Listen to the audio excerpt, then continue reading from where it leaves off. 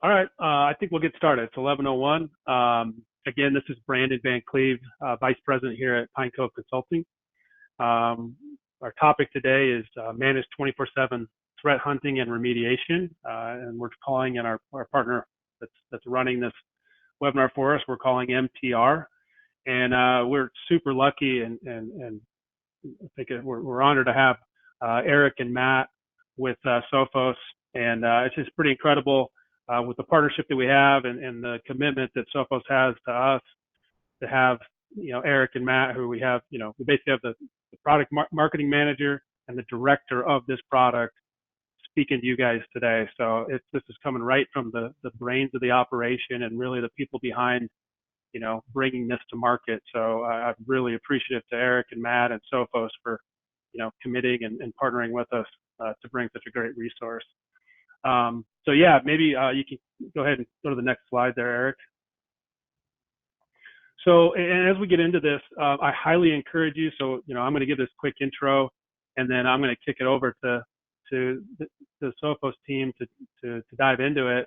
But as all of our webinars go, those of you that are familiar with it, we love to have dialogue with you. So if you have questions throughout, drop those in the questions tab on your little dashboard there, and we'll make sure we get those asked. And as Eric and Matt and I were talking beforehand, we love the engagement. So any question you have, I mean, you don't get an opportunity like this very often to have it right from the creators of this and the people driving this. So anything that comes up that you want to make sure we answer, drop it in there, and I'll make sure to integrate it to make sure we get an answer for it.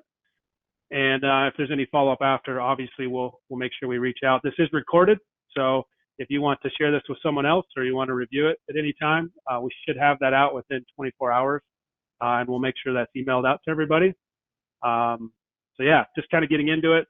Again, I think we have a lot of current customers on. We have some people that we haven't worked with. That's a great mix. So who the heck is Pine Cove?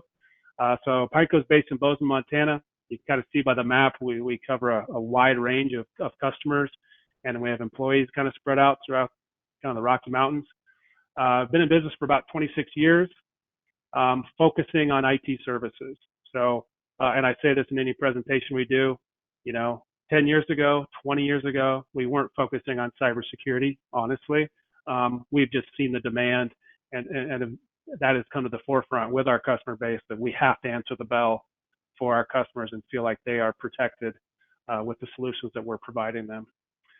And we service about 20,000 users. I serve on the Partner Advisory Council with Sophos, and so that's been a great opportunity for me to maybe bring some of these opportunities to you as our customers. We've won some national awards, some with Sophos. We won a Channelnomics Award last year, and we are a Sophos Platinum Partner. And I don't know the exact number anymore. Dan probably has it. I think there's only maybe 13 or 15 of those in the United States. So it's pretty cool that, over here in Bozeman, Montana, we have a platinum partner that's, able to service the rural areas that we live in. So you can kick to the next slide there, Eric.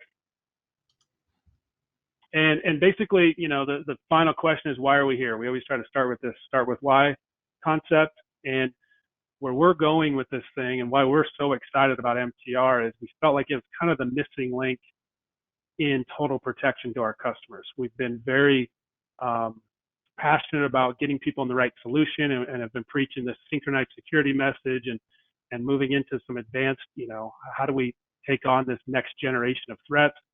And our customers, the people on this call have been great is adopting that with us. And now we're wondering, okay, what do we do next? What are we missing? And it's really that human element. It's okay, AI and all these kind of next gen kind of the soft pieces of software that we have out there doing their thing is great. When something happens that needs somebody to look at it, do you have the expertise to dive in and remediate? And you need to answer that, and then I need to answer that as a partner to say, can I do that? And right now for us, I don't feel confident that we can do the remediation that we think our customers may need without a service like this. And so basically that's why we're here. We want to take the next step for the people that are saying, what else do I need to do? This is the next level for us. So in saying all that, I'll kick it over to Eric and Matt and we'll get going. All right. right. Well, thank you so much, Brandon, and to the entire Pine Cove team, not only for being, one of our best partners and working alongside us every step of the way, but inviting Matt and I to join this. And thank you to everyone who's joining and listening here today. As Brandon said, please do make liberal use of the questions box. We're happy to answer a lot of questions. As we know, services like this are relatively new to the marketplace. Vendors have not been very kind to buyers. They've made it very difficult to understand what services like this do. There's a lot of confusion out there. So hopefully, our goal today is to help clear that up. And so we're going to be talking about Sophos Managed Threat Response, otherwise called Sophos MTR. And this is Sophos's first offering of services. So we've historically been a product company, as Brandon was mentioning, and now we have the ability to layer a services element on top of that. So providing the tools, the people, the process, all the expertise in order to get the maximum value out of those investments that you've made, and to provide that 24/7 coverage that can be difficult for many organizations to staff internally. So that's what we're going to be walking through today. I'm going to be talking a little bit about the solution and kind of where it comes from and some of the why. Matt's going to show a little bit more of the how, get into the more technical elements of this. So over the course of the next 50 minutes, that's what we'll be working through. So we have this marketing tagline that we like quite a bit here at Sophos: cybersecurity evolved. And marketing stuff aside, why is this the language that we went with? I mean, it's really in response to the fact that attackers are constantly evolving. And so I wanted to start there with just some of the things that we're seeing in the threat landscape, as we know that tools are constantly getting better, and we're able to leverage things like machine learning, like artificial intelligence, to make our tools smarter, to have them do more, to have them automate more of these processes that used to have to be handled by humans. So attackers are having to evolve as well, and they're going to change their tactics, and they're going to get increasingly more involved in terms of managing some of these attacks themselves, and not being able to automate attacks as much as they used to. And so that's kind of what I wanted to cover here initially. So what are we seeing in the threat landscape? One of the ones that we're seeing, one of the types of threats that we're seeing are these living off the land attacks. These are the types of attacks where attackers leveraging legitimate processes, legitimate tools, things that administrators use to make their jobs easier. They use these types of tools frequently, but now attackers come in, they take advantage of these tools, and it allows them to fly under the radar. So things like running PowerShell or PS exec, again, these are legitimate functions, but if an attacker is able to take advantage of these to basically manipulate these types of tools, it's difficult for machines or tools to be able to detect this type of activity, because it's not inherently malicious. And so a tool is not going to be able to convict on or take action on that type of activity, because it could be shutting down a legitimate process, and we don't want to interrupt business operations by shutting down something that's supposed to be happening. So how do you discern the difference between a malicious use of these tools and a regular use, an accepted use of these tools? That's what attackers are hoping that no one has eyes on. So that's one of their favorite ways of executing attacks right now. Another thing that we're seeing is automated compromise followed by human-led farming. And so what this is, there's certain types of attacks now, specifically with certain strains of ransomware, where the beginning of the attack is taking advantage of automation to first gain a foothold within the organization. So they're going to automate a certain process that's going to give them an opening, get them access into an organization. Once in, though, this is where a human attacker is going to take over. We see this with strains like Ryuk ransomware, where that's how that process works. And once the foothold's been gained and attackers now in your environment, their whole purpose is to evade detection. So they're going to start shutting off, certain alerting functions that might raise the attention of an IT or a security professional. They're going to start tampering with those things, shutting them off so that they, again, can stay undetected for a longer period of time. And that leads to the next one that we see is compromising backups to encourage ransom payment. So as part of ransomware attacks, one of the things that has been one of the best defenses is just having good up-to-date backups, so that if your data is encrypted by an attacker, you don't have to pay the ransom. You can just restore everything from backup. Everything's fine. Well, again, now that we have attackers that are flying under the radar, evading detection, one of the first things that they're going to do, in addition to tampering with alert technology, is they're going to find those backups and they're going to delete them, so that when they do encrypt your files, you have no backup anymore. And this is something that we're seeing time and time again with these more sophisticated ransomware attacks that are increasingly targeted and increasingly used, led by human attackers. And then the last one, and one of the more alarming, is the exploitation of third-party vendors in the supply chain. So we see this a lot where organizations, maybe they've done a lot to protect themselves. They have all the appropriate security controls in place to protect their environment, their network, their endpoints, but increasingly organizations have to make their data available to third parties. So these third parties can be lots of ways. If we look back at the Target breach, for example, it was their HVAC technology provider that was initially compromised, and that gave them a way of getting in to execute that particular attack. So you can do everything right to have your foundation set and your defenses fortified, but a partner who has access to your data could have something that some vulnerability that's exploited by an attacker, and it can result in a breach of your own data. So how do we manage all of these things? And this is kind of, again, where we're seeing attackers, and the commonality among all these different types of threats is that they're increasingly human, right? Which is kind of counterintuitive. Everyone thinks that attackers are getting more automated and they're automating certain processes, but they're also getting more skilled, more targeted, and more human. So how do you combat that? And that was really what the goal of managed detection and response. So this is the industry term. We call our service Sophos Managed Threat Response. The broader industry term is called Managed Detection and Response. Again, very new. This term was coined by the analyst firm Gartner in 2016. And we've seen, just again, a lot of companies who've come into this space, making it, again, very difficult for buyers to understand what it is that they're getting. And what this was in response to was, you had your traditional managed security service providers, your MSSPs, that were focused more on security technology management, threat monitoring, compliance monitoring, and these types of functions that are absolutely essential to maintain your IT operations. But as attackers got more sophisticated, as they got, again, more human, there started to be this need to have a group of people who were able to do a little bit more in terms of actually neutralizing those threats, taking action against those threats, responding to them, managing the technology, bringing all of these pieces together. So having it be much more proactive in protecting organizations and protecting sensitive data.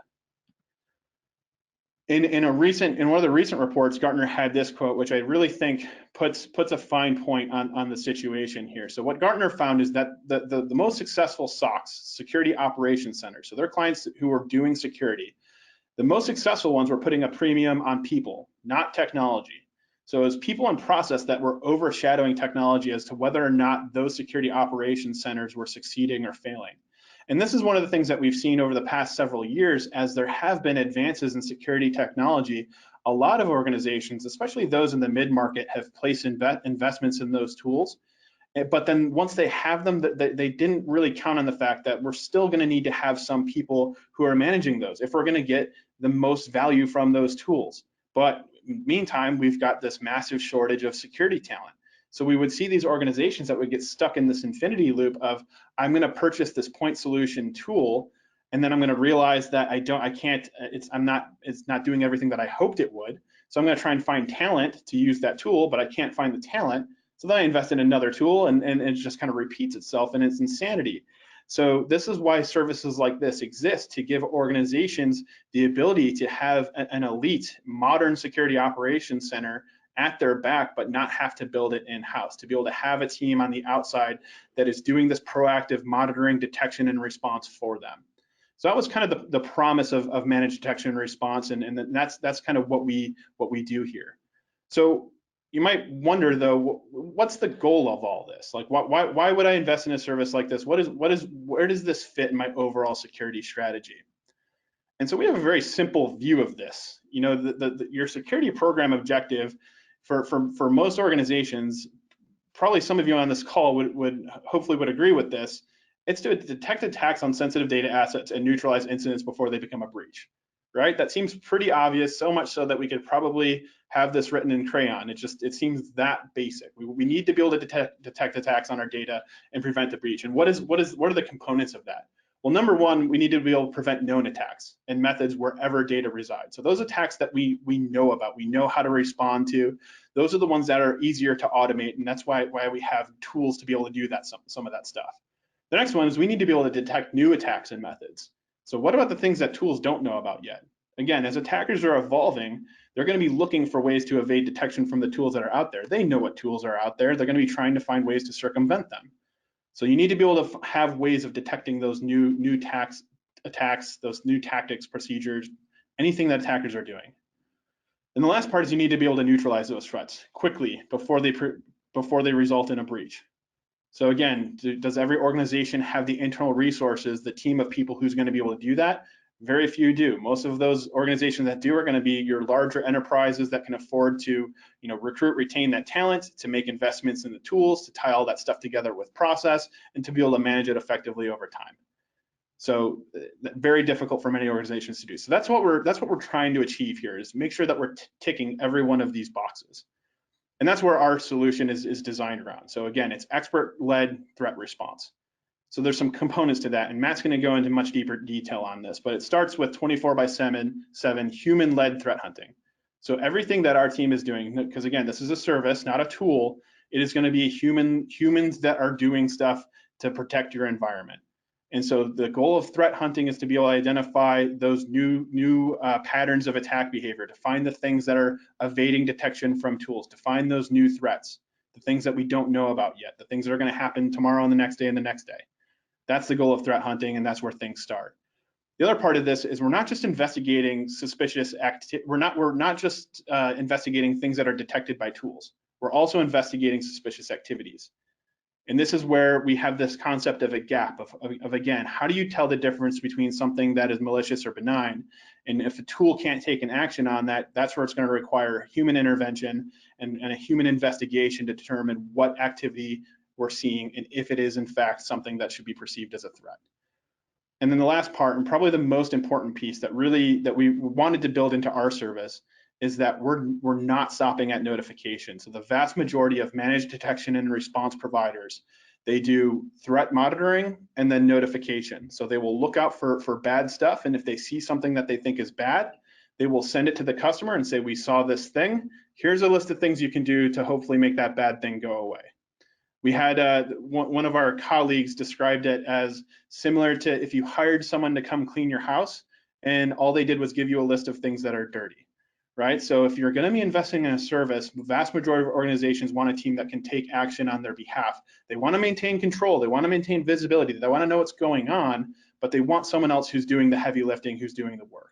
And so that's the value of the service that we're providing and how we design this.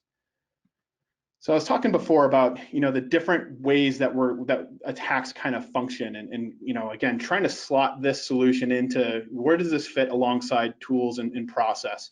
So we have this concept of 3 scenarios that we like to talk through, and this is just kind of a broad overview of the different threat scenarios that come into play. So scenario number 1.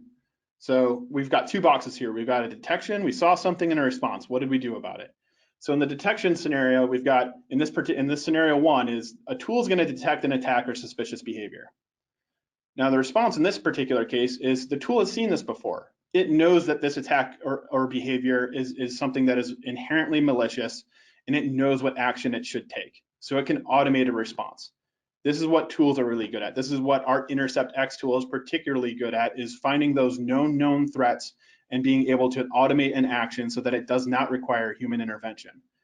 We love that because it means that our team could be focusing on stuff that matters, the stuff that requires human intervention. We don't want to be doing repetitive tasks that are better handled by a machine. So that's scenario 1. Scenario two is a tool detects an attack or suspicious behavior, but in this case, it doesn't know enough about that attack or behavior to automate a response for various reasons. Again, it can be one of those adversarial detections where it's a behavior that we're seeing. It's someone who's using a legitimate process, but we can't automate a block because we don't know if that process is malicious or not. So the tool doesn't know how to take action. So this is where an analyst, a human analyst, is going to have to conduct an investigation where they're going to be pulling all this information together to find out what is the intent of this activity. Matt's going to go into more detail on what that investigative framework looks like. Once that analyst has determined what is happening here, they're then going to need to figure out, how do we respond to this? What actions are we going to take to neutralize this threat? And then lastly, we're going to take the outcome of that investigation, the outcome of that response, and we're going to feed that back into our tools so that our tools get smarter over time. Because that's the point of machine learning. Machines are only as good as what we teach them. So every time that our human team is doing things, it's having a downstream effect of making our machines, our tools, that much better down the line so that it can automate those things in the future. So that's scenario 2. So scenario 3, the tool doesn't detect anything. And because it doesn't detect anything, obviously it can't take any type of action. So this is where a human analyst who's conducting a threat hunt, looking for new indicators of compromise, or an IOC, because we love our acronyms in security. This is where an analyst is going to be looking for those patterns of behavior, those types of activities that don't cross a certain threshold to automatically generate a detection that's going to launch an investigation. This is where an analyst is going to be looking for some of the clues that could be indicative of attacker behavior and determine whether or not, again, those patterns of behavior are malicious or benign. And then again, it's going to result in conducting that investigation to confirm whether or not that activity is good or bad, and then deciding what actions need to be taken at that point. And again, ends with the point of taking the learnings, the outcome of those investigations and what we found, feeding it back into the system so our tools can be better over time. So those are the 3 scenarios. So in scenario 1, again, that's tools, good tools doing their job. In scenario 2, this is where a lot of managed detection and response providers out there will stop at the investigation, and then again, they're sending the customer a list of things that they then have to take care of themselves. And then that next level of kind of maturity is now we're not just responding to the things that we're seeing or that tools are telling us. We're constantly looking around the corner, turning over rocks, trying to figure out what attackers are doing next, looking in those corners where attackers might be trying to evade detection, identifying those things, and then working to neutralize those threats. So hopefully that gives you kind of a broad picture of kind of where this fits in, why you need the tool components, why you need the people components, and how they get merged together to result in an overall better solution. So with that, I'm going to turn it over to Matt, because he's going to talk about, how do we do all this stuff? Yeah, thanks, Eric. So I felt it important to kind of hit up front, what does our team look like? We staff a 24/7 operation to make sure that we have people available around the clock to be able to perform these services for our customers. And we break people up into different specialties of kind of responsibility within our team. So at the highest level, we have our threat analysts. So these are the folks that are taking the telemetry coming off of the tools. They're responding to detections that are coming from InterceptX and our MTR product, and they're performing the investigation following our framework for determining whether or not what the activity we're observing is malicious, benign, or somewhere in between. And then they're working with our customers to kind of get to the bottom and ultimately remediate that. We have our threat hunters. So these are the folks that are looking through all of the data that we collect. Our MTR tool kind of sits alongside the InterceptX product and allows us to collect a lot more rich information that's coming from the endpoints and the estates that we monitor. So we get a lot of good process data, we get a lot of file activity data, just really good intelligence about what's going on those endpoints. And then we can subsequently start analyzing, reviewing, looking through that data for signs of malicious activity or anomalous activity that then we may want to investigate further, that could ultimately be a sign of attack, or maybe it's just something that's acting out of the ordinary, but nevertheless good to look at and good to know. And then finally, we have our incident response team. So if we think of kind of this in a flow diagram, our threat analysts and our threat hunters are kind of on the front lines, looking at data, reviewing information coming off of the technologies that we have, and ultimately going through our process to make a decision. whether or not we need to do something about it. In a lot of cases, response actions that we can take, such as removing a file or killing a process, they're very specific to the alert that we received. However, if we get to the point where we're seeing multiple assets within the environment that are infected, or maybe it's a broader incident, we have a team that's specifically tasked with doing incident response with our customers to help through the process, the framework, making sure heads stay cool through that whole process. And they're the experts that get brought in at that point to work with the customers for remediation, triage, and hopefully recovery at the end. So in our world, process is very, very important. The technology that we use builds a great foundation, but ultimately what our team needs to have a very robust and strong process, and this is then something our customers can leverage by working with us and having kind of a integrated process with us.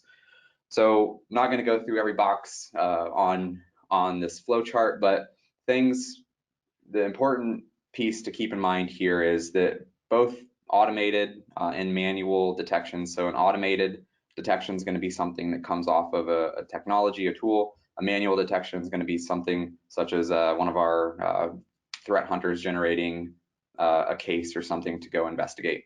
We follow the same methods to get to the answers, regardless of how the case gets to us.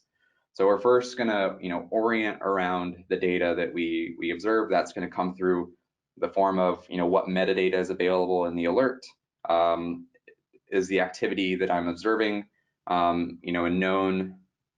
known activity for an adversary based on some sort of framework? Am I looking at just a single asset, or maybe there's multiple assets in my estate that's exhibiting the same behavior? I'm then going to take that information and perform a little bit of additional analysis on it. So I have a starting point, and now I'm going to go look for additional information. So maybe I get an alert that PowerShell has executed. I'm going to then go look to see what other activity around that PowerShell event may have occurred on that endpoint that would lead me to believe that it's malicious, or maybe, as Eric was saying, since this stuff is somewhat difficult to determine whether we're looking at admin activity or malicious activity, we can go additionally look at that information to make that call. And then finally, we're going to have observables at the outset of this. So observables in our world are data elements that can allow us to answer kind of our leading questions. They're going to be in the form of file activities, IP addresses, domain names, anything that gives us a good indication that there's activity or something that we need to go investigate further. Ultimately, what we're trying to do is we're trying to answer these questions down here in the left-hand box. Our team wants to know, is the activity that we're observing malicious? Was it successful? Because in some cases it's not going to be, because we can observe activity, but it's going to get blocked by tools. And what was the extent? So are we dealing with kind of an isolated incident or an isolated detection where it's impacting a single host in the network, or is this a broad impacting detection that we're seeing activity across multiple different hosts? Ultimately, what we want to do is we want to respond to whatever situation we do run across, and these questions allow our analysts then to build confidence and allows us to kind of measure progress as we're going through it. In some cases, we're going to make it through this process in one loop. It's a cyclical process. Sometimes it takes 3 or 4 times through this framework to pull different pieces of information each time to start getting to the point where we're ready to respond and take action on something. So what exactly is threat hunting in our world? So we believe that threat hunting is a human-led investigation of causal or adjacent events. So you can think of a lot of the data that we deal with is in time series. So we're looking for things that occur around each other within that time. or we're reviewing, repeat activity of the same types of things. So what we're trying to do is we're trying to look and ask the data that we have questions to identify patterns, activity of adversaries or malicious activity. So we're looking for new indicators of attack, so things that the tools may not be good at detecting, or maybe there's not a good method of detecting, or new indicators of compromise. So, with our kind of experts at the keyboard, we know kind of what malicious activity looks like. We know how adversaries operate, and now we can start going and looking through that data to see if we can identify any of that information. As Eric said before, this is a really important process for our team, because what it allows us to do is, as we're out there identifying new indicators of attack and compromise, we're able to then kind of push that back into our engineering teams. So maybe we can increase our detection efficacy so we can detect this in the future.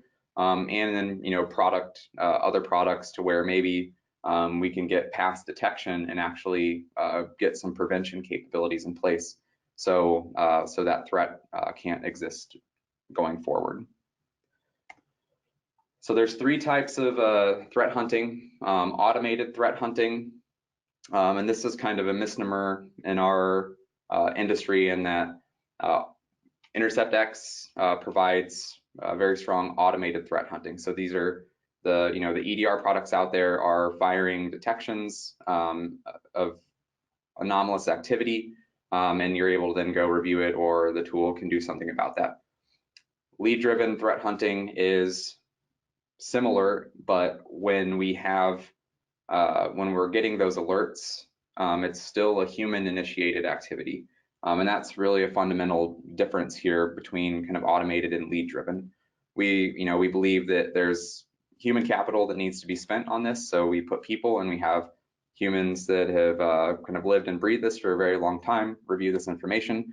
So lead-driven threat hunt, they're going to start with kind of a detection or something that that looks bad but may not be a high enough severity to generate a case for our team to work. And they're going to go review that, see if it potentially is bad, and then we can again sort out whether or not that should have escalated in priority on our side based on the results of that investigation. And finally, leadless threat hunting, and this is where it's more of an exercise more of kind of understanding the data that you do have and are collecting, and understanding new tactics and techniques of adversaries to start going and looking for more interesting and obfuscated information through the data that we do collect. So whereas a lead-driven threat hunt, you're looking for kind of activity that's there. A leadless threat hunt, you're going and looking for using a lot of different data to start putting a picture together of what might actually be happening. And oftentimes, a lot of for leadless threat hunts, they do come up empty-handed. It's not like every time we're finding some new indicators of compromise or indicator of attack, but that's fine, because the absence of those activities are also a good indication that there's nothing going on in that environment. So it's kind of a false negative in our world.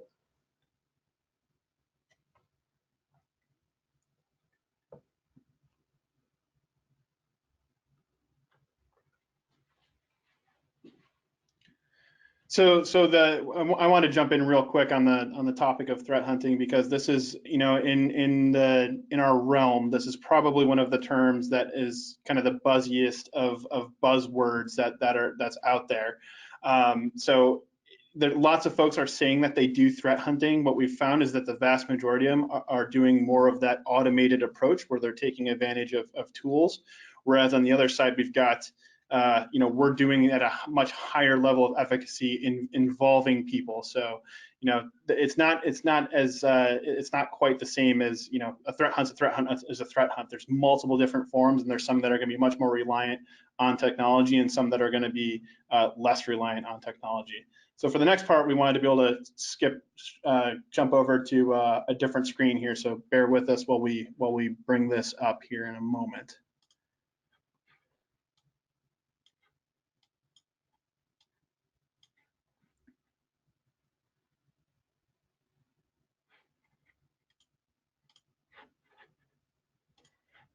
If there's any questions so far from the audience, I'm happy to kind of walk through or address any of those as we pull up kind of the next slides.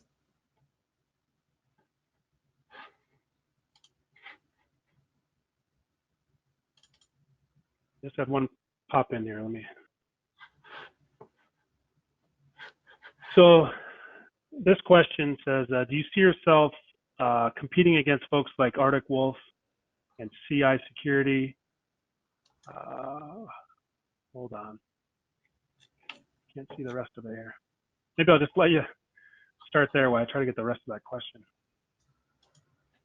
Yeah, they definitely do fall kind of fall in line on the competitor matrix. We're both kind of in the MDR market. There is a pretty big key differentiator between the likes of Arctic Wolf versus what other vendors are doing, such as us.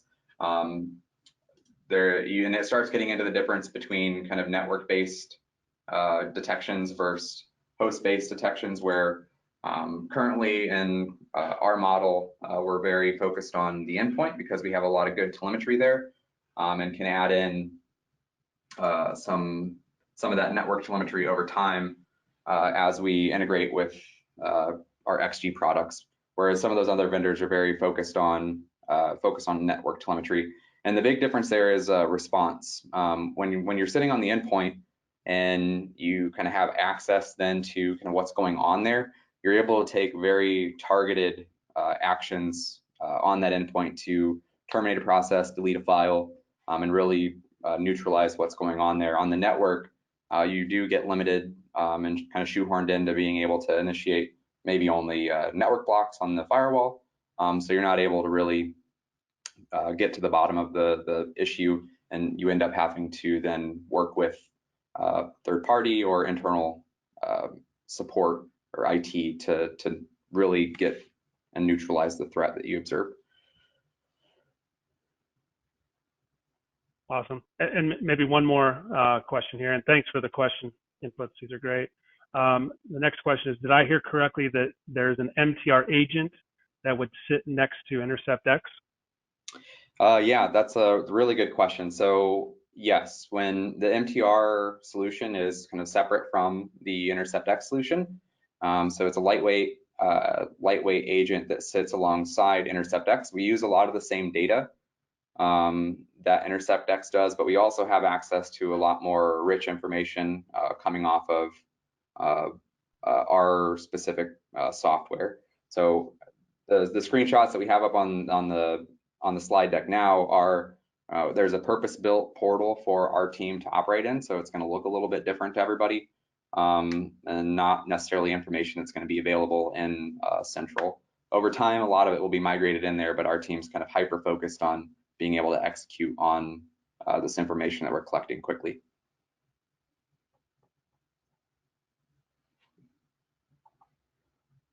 Awesome, thanks. I guess on the topic of, how is this different than InterceptX? Because that's a really good question. So our technology allows us kind of two methods for data collection. There's scheduled queries, which these are things that execute periodically on the endpoint that are collecting information, processes, files, registry values, network connections, just a lot of good data about what's going on that endpoint. And then there's the additional advantage there that allows us to use this ability called live query. So whereas the data within a scheduled, these scheduled queries goes into our backend, we can, search that very rapidly. there's oftentimes, especially when we're dealing with potentially incident response or threat hunting, where maybe there's some other information on that endpoint that we want to get access to. A live query then allows us to go do that, and we can get information from that server. So it gives us kind of a live snapshot based on what our search parameters are of that endpoint. So primary use cases, scheduled queries, we use those a lot for when we receive detections, generic searching and performing investigations, and then live queries for threat hunting, IR, and also investigations, as there's usually a lot of good data that we can pull. So I wanted to provide a little bit of behind the scenes of kind of what we see on the MTR platform. So our team, while we do operate out of a kind of tailor-made tool for us to be able to work efficiently, we do also from time to time go into Customer Central accounts, review policies through kind of health check process, review threat cases and things that are ongoing in there. We share a lot of the same data as what's coming off of InterceptX, but it's still a valuable time spent for us to go in there and just kind of see the health and the state of what's going on in our Customer Central environments. So when we get a threat detection or an alert on our side, we get a lot of granular information, so we can see kind of what the host was, any networking information around it. We get and some intelligence about the actual command that was executed, and we know kind of why this activity was brought to our attention in the first place. So in this case, we're looking at PowerShell encoding, which is a very common vector for adversaries to use these days to mask what they're doing. And oftentimes there's kind of malicious commands within that encoding that then we can kind of pivot on and really uncover what they're doing. So all of this information, when we get a detection, gets brought right to the forefront of what our analysts are working on, and we can then go see from here, pivot through the data that we have and start looking around about surrounding activity from this specific detection. Additionally, kind of back in line with the threat hunting aspect, it's not all the time where one event is going to be indicative that there's kind of adversaries or there's an attack going on. A lot of the times it's I see one activity and then I see some additional activity, and then maybe it kind of culminates with a really bad command being executed. So what we want to try to do is identify that activity way further back, kind of in the attack life cycle. We use the MITRE attack matrix to kind of map these things out for our analysts.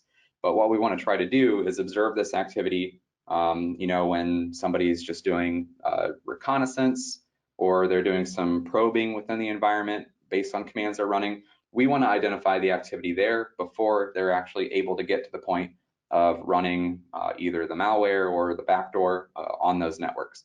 So when we go in and look at the data, we have, we pull this stuff up and we can see a lot of this activity. So in the screenshot, we can see, alerts from Sophos, Locky. Nobody wants to see Locky. Nobody wants ransomware.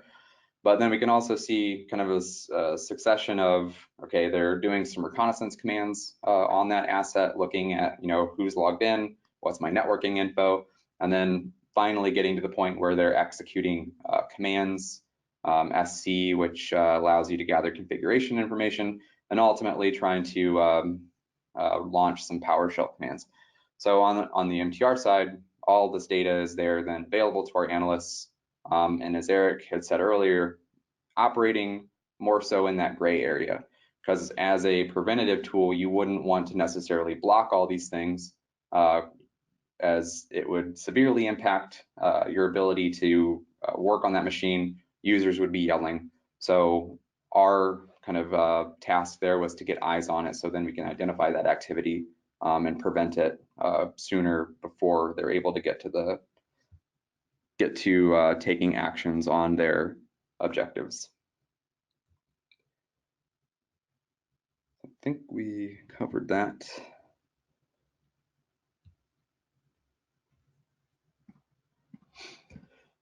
So wanted to go into a little bit more detail about some of the data that we do use for performing threat hunting, and this is kind of a good follow along for everybody on the call, as there's probably a lot of this data that you already have collected or maybe available in your own environment.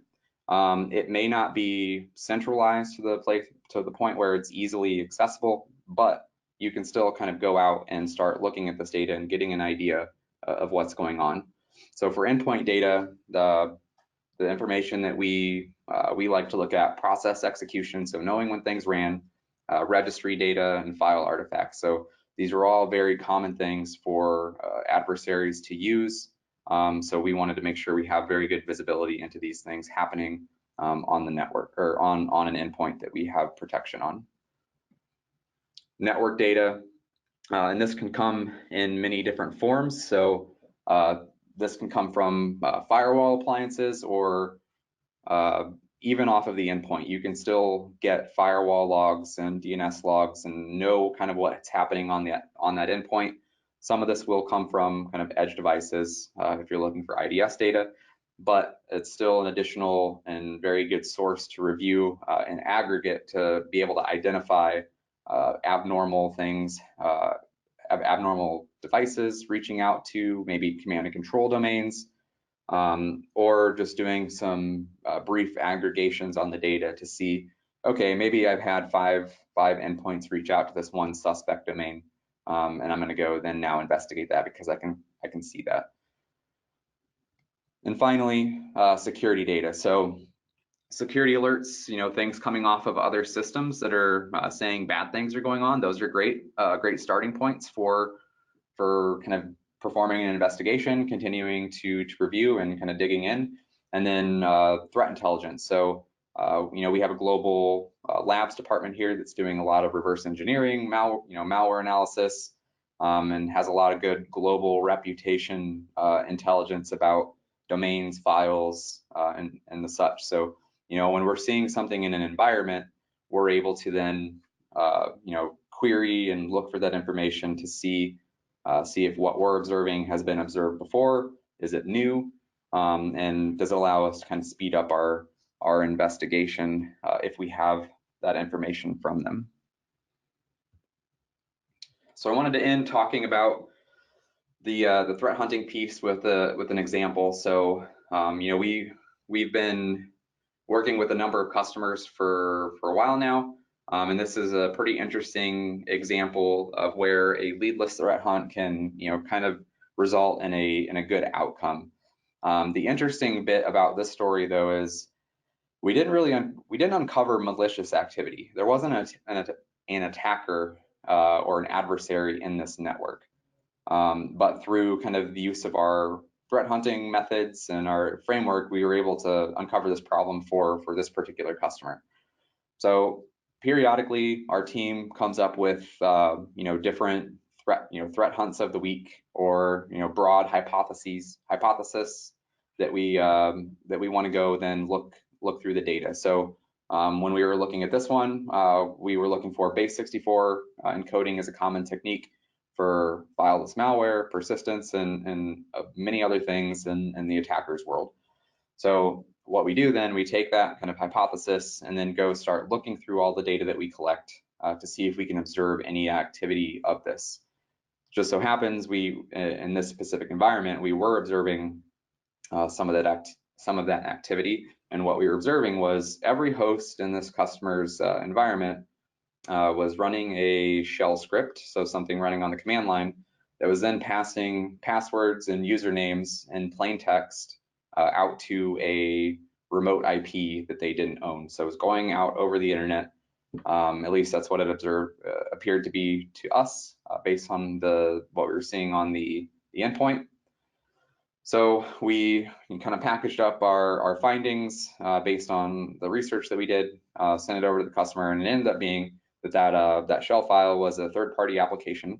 So they had a vendor that they were using that was doing analytics about these user accounts on the systems, and that shell script was kind of reading in the session information from the users and then sending it back up to the analysis server of that third party. So what we were able to do through kind of our threat hunting was identify that this activity was going on in the first place, because it wouldn't have been identifiable through a normal mechanism of prevention, and then work with the customer who can then work with their vendor to decrease the risk that this may pose in that organization. It was a healthcare organization, so obviously clear text anything is never a good thing. So we were able to kind of identify this and address this with the customer and the vendor to make sure that that kind of script going forward was handling the sensitive credentials and passwords on those endpoints in a more sane manner, and handling it correctly, I guess.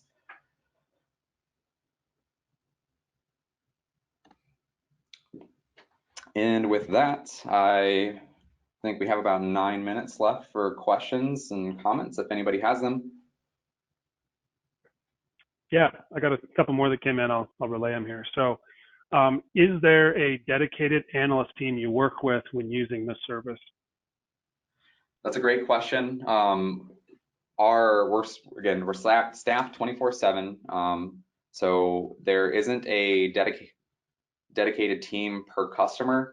However, there are some service tiers that we offer. In our advanced tier, we do offer kind of a dedicated incident response lead. So in the event that there is an incident, you can call in and you'll get attached to an incident response person on our side. We operate 3 shifts, so we do handovers at each kind of shift transition. But for the duration of that particular incident or event, you will know who you're going to be working with. You'll have a contact. You will have a number, and that's going to be your point of contact for the period of time that we're kind of working through that together. So we don't assign analysts to customers, but in the event that there are incidents, we do pay closer attention there to making sure that we have individuals assigned to specific incidents. Okay. And then I'm going to kind of morph this question because I think maybe some of it got answered. But as far as information, me being the client, what do I see as far as actively what you're looking at? Do I get visibility into that? Is there reporting? What do I have as the representative of my environment? What do I see for data? Yeah, so a lot of the data that we collect through MTR is kind of visible to our analysts. We are working diligently on trying to get some of that into Central, so customers have access to that as well. But from a customer experience perspective, what you can expect to receive is one, escalations and or notifications from our analysts if something is happening, has happened, depending on the different response mode that was selected. So you'll receive communication with a breakout of what we observed. Here's all the activity, very detailed recommendations on what we think you should be doing next. We have response modes, and if we're unauthorized and we're taking action, a detailed breakdown of what we actually did to resolve that threat. Additionally, there's monthly reporting from our team. So every 30 days, we issue out these activity reports. We call them MTR activity reports, which we tried to put together, in a way that details a lot of the critical information that customers would want to see. It's not super detailed in that it doesn't allow you to go into every single case and see what happened, but it's an overview of kind of the environment. So we wanted to make sure customers knew, based on what we were seeing, how we thought the protections were in that environment. A big part of us being able to work effectively is coverage, so highlighting unprotected nodes that we're able to identify, detection data, and then ultimately, here's the number of cases that our team worked for you during the course of this 30 days. This is how many of those were escalated over to you, and then ultimately, hopefully, it's always a 0, but the number of incidents that we worked together based on the activity that we were seeing. I wanted to just touch on it because Matt brought up response modes, and so this is something that we built into our service that is completely unique to this offering. No one else does anything like this, but the purpose was to make sure that we were giving our customers a lot of flexibility and control around how they wanted to work with us. We didn't want to dictate and tell customers, here's how to work with Sophos MTR. We want to say, you have some internal resources. You want to be able to figure out how to use those most effectively. So we're going to give you some different options. And so we've got 3 different response modes that customers can choose from. Notify is, we just want another set of eyes out there that's keeping an eye on our endpoints and letting us know what you're seeing, and then providing us with recommendations that we can take on our own. So that's what the vast majority, as I mentioned before, that's what the vast majority of MDR providers do. That's their only setting, is we're going to keep a lookout and then notify you. We have that as one of the options, and this is for organizations that are either just getting started, and that's where they want to kind of begin the relationship with our team, or it's for those that have internal resources that they want to keep managing threats internally, and they just want that, again, extra set of eyes. On the total opposite end of the spectrum, we have authorize, which is you're going to give our team the keys to the car. We're going to work with you to identify and kind of predetermine what actions you want us to take, what actions you're okay with us taking, hence authorize. But then we're going to handle all containment and neutralization actions on behalf of the customer. So we're going to do all that heavy lifting, and then we're going to provide them information around what actions we took, what activity we saw, provide additional context around how to prevent something like this from happening again. And then splitting the difference between those is collaborate. So this is where an organization might want to do kind of a mix of both, where maybe they want their internal team focused on some things and they want our team focused on others. Just very kind of bi-directional communication to make sure that we're all working together. So again, it's 3 response modes, and these are, we don't charge more for these, and it doesn't matter which of our service tiers you enter into. This is just kind of a default choice that customers get to make to figure out how they want to work with us. So I just wanted to point that out as something that is quite unique to this offering. Yeah, and I might just add something to that, Brandon, here. This is huge for me because we have a diverse subset of customers. We have people that maybe have a small team that could maybe do some of these things. Cool, like just notify me and let us go do the work. That's awesome. But I'd say we have a lot more customers that just say, I understand, I need this.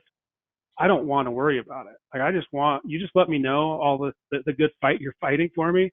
Give me a report that I can take to my key stakeholders, and I'm good. And so the ability to, with the same solution, be able to let me pick my own path as the customer, I think is awesome, because if you put this all into one box, there's going to be people who either want more stuff to do or more responsibility or less, and you're never going to find the perfect fit. And what you've done here is huge in my opinion. So this is a great slide. Yeah, thank you. And you don't get locked into a response mode either. So as things change, as your needs change, if you do decide to hire someone 2-3 years from now, then you can change your response mode. And again, that's regardless of the service tier that you have. So we do have a lot of customers who will start at notify. That's just kind of, they want to take things slow, get to know the team. And then before long, they're at authorize. We have certain customers that join and they're immediately, we want authorized because we got this service because we wanted the easy button. We wanted someone taking care of all this on our behalf. So yeah, you can change it over time as your needs change. We wanted to make sure that we were accommodating that need. Okay, I'm going to ask one quick question, then we can wrap up. So one last one I got here was, is there any potentially sensitive data that would leave our environment as part of the incident response?